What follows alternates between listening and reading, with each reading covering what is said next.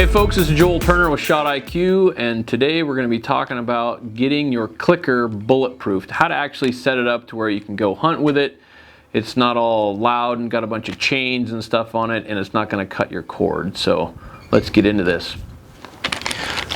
On these clickers, when you take them out of the package, they come out of here and they've got some cord on them, and they've got a chain, a ball chain on them, and all kinds of stuff. And you know, this is just all noise making material. Now this, I mean, it's great for starting out if you have to have a lot of adjustability in your clicker.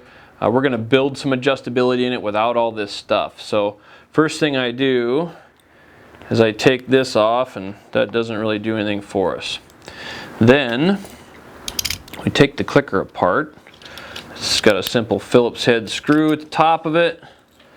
So we're going to take that off of there.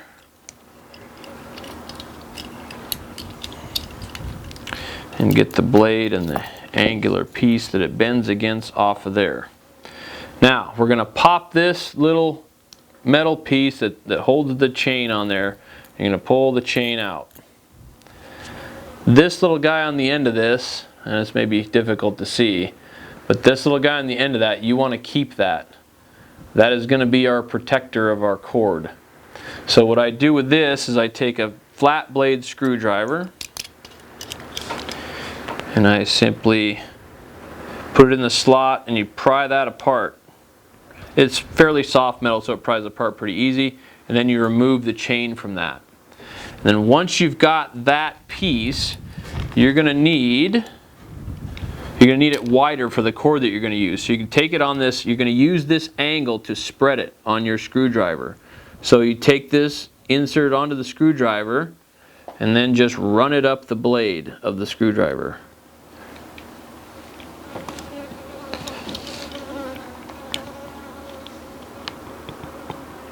And that's going to spread it as much as you need to put the cord in, whatever cord you're using. So now we've got that piece good and spread apart.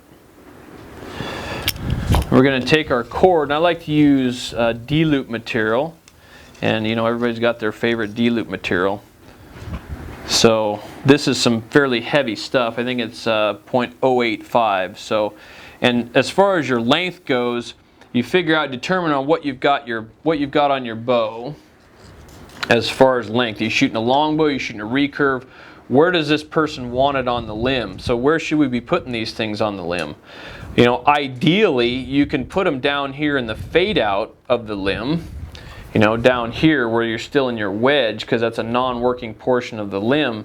However, the farther down your limb you go, the longer the cord's going to be. So if you've got a portion of your limb, depending if you're shooting a static tip, longbow, whatever you got going on, there is probably a portion in your limb up in here that doesn't bend a lot. We don't want to be necessarily in here in the working portion of the limb, but up in here, especially on a static tip, you know, your bend actually stops fairly low in the limb. So we're going to get in here on a flat spot, or as flat as you can get. Now, we've got our little piece spread. We're going to put that to the side for just a second. We're going to deal with the base of the clicker. On the base of the clicker, these things are really soft aluminum. So I'm going to find where I'm going to put this on the limb, and I'm going to put it right down in here.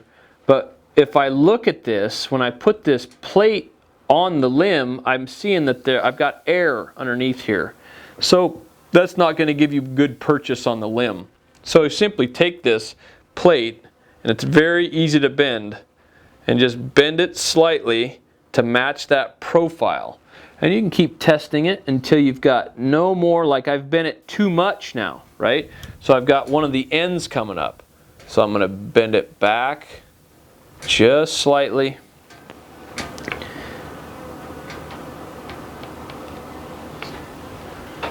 Sometimes it's a bit of a process here. Okay, so now I've got my perfect profile, and it's just a very, very slight bend in this bow. I think I'm going to move this down slightly. If somebody's already got some good silencers on their on their bow, and these are made by Zernzag, so of course they're fantastic, right? I like to butt my clicker string up against these silencers so there's no way that it can move.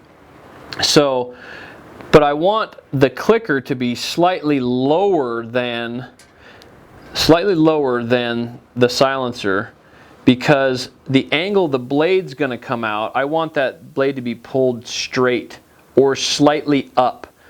Because if you put the string too low in it, it's going to pull at a weird angle and you're going to get inconsistent clicks. So I've got my profile still matched up. Now I've started up here, I've come down here, my profile's still good. I'm thinking right about there is going to be good. It's not too much in the working portion of the limb. So we're going to be right in here. So I'm just looking at a lamination. I'm looking at some features in the wood here that I'm going to be able to match up with. So I'm going to keep my eye on that little guy. I'm going to place this in the middle of the limb. And it's a lot easier to press down on the limb when you've got the actual clicker portion off.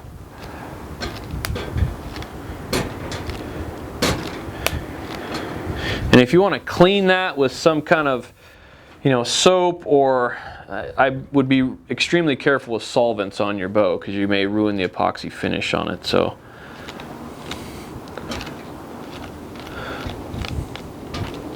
okay, so we've got our base on there. Now, knowing that our base is here, I'm looking at this distance. I can get some kind of rough indication. I know Zernzag's draw length is like 29 inches, so I'm just going to kind of rough guess this thing. Make sure you leave plenty. Then, move this bow for a second. Let's go back to our little jobber here. So we're going to take that little guy, put the cord in it, like so. And then simply run that down to the end. And then, it's too windy out here to burn this right now, but you would burn this end just like you would on a D-loop or something like that. So you're going to burn this end and make sure that it's bulked up so it won't pull through this. The cool thing about this little metal guy that they bring you is it's got a tapered front to it, so it's almost impossible to pull that through there. So once we've got that, we're going to burn the end of that. We're going to take some pliers, and now we'll close that up. Be careful when you close this up that you don't change the shape of it. So you may have to close it from several different angles. The reason that we're closing this back up, obviously, again, so our string doesn't pull through it. And we need to make sure that we can get it through the blade of the clicker. So now we'll take the other end of our cord, comes through the clicker, blade, and then you pull that through there. Now our cord is protected by a metal shroud. And now you won't ever wear your cord out. If you go direct cord through the blade, you are going to cut your cord. I mean, this is a fairly sharp piece of spring steel. So now we've got our shroud on our cord, we've got our base set where we want it. Now we're simply going to screw this onto the bow.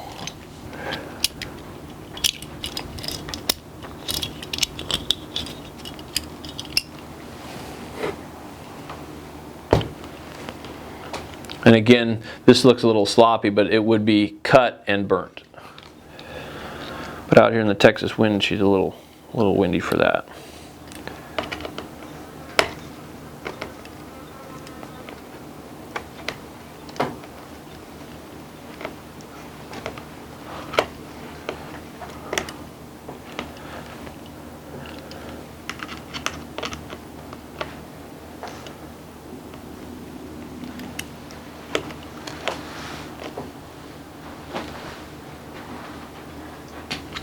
Okay, so we've got that screwed on there, we've got plenty of cord, and the angle that we want to pull at is this.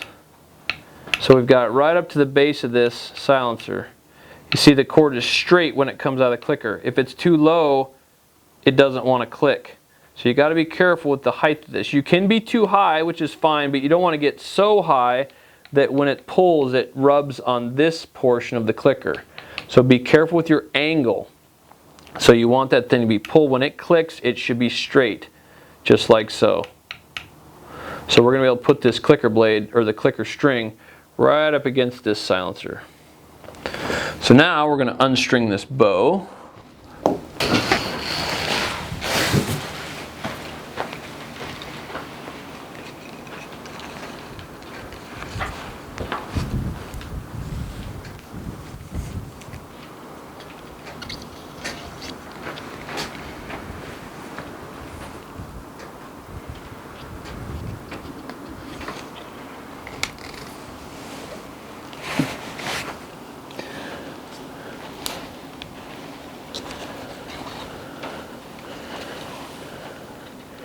Untwist our string slightly, get our bundles apart here, try to keep them even.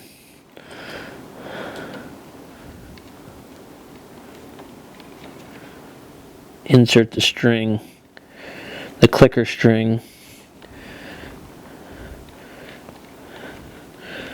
There we go.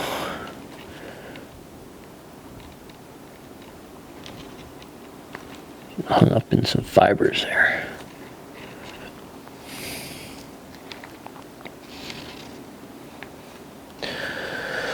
Okay.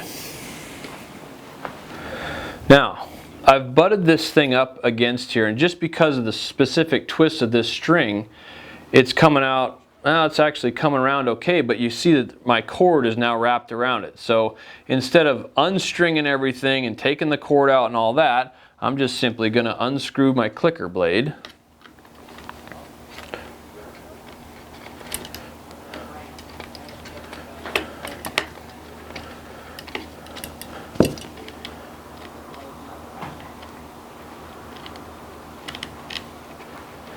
And run that back around my string. So I don't have to unstring everything again, and I'm going to put that back in there once I've got it unwound.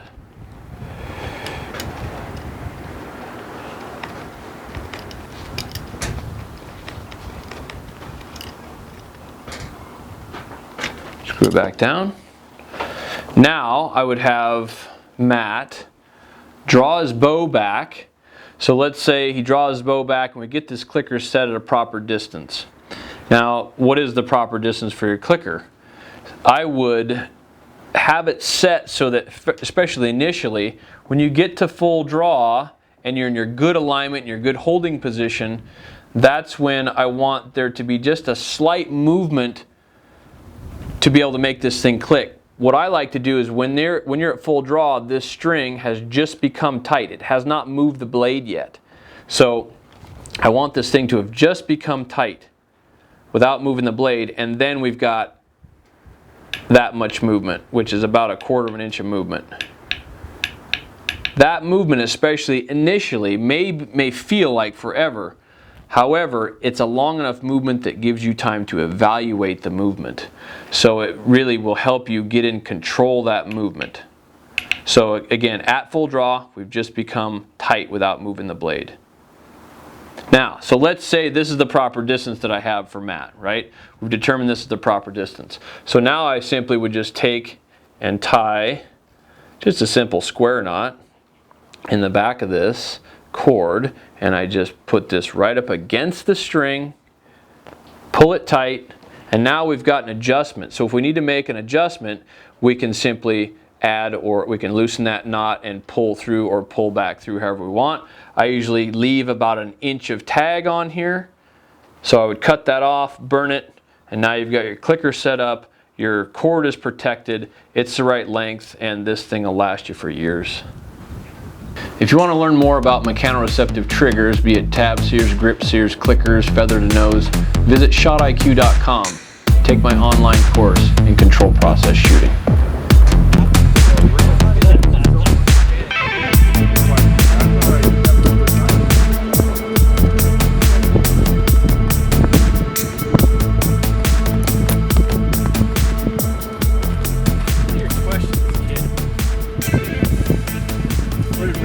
Right here, sir. Rich, come on up. Yeah, push the knocks. Come on.